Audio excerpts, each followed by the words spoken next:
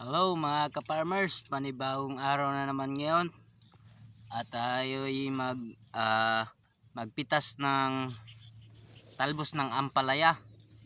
Ito po mga ka-farmers ay patalbusan ng ampalaya.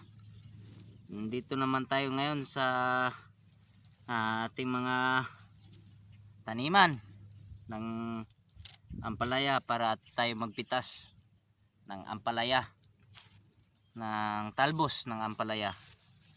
At ito pala mga ka-farmers ay maraming naghahanap nitong talbos, gawa ng masarap daw to sa panghalo ng mga iba-ibang lulutuin. Kaya mabinta po tong talbos ng ampalaya para panghalo sa luto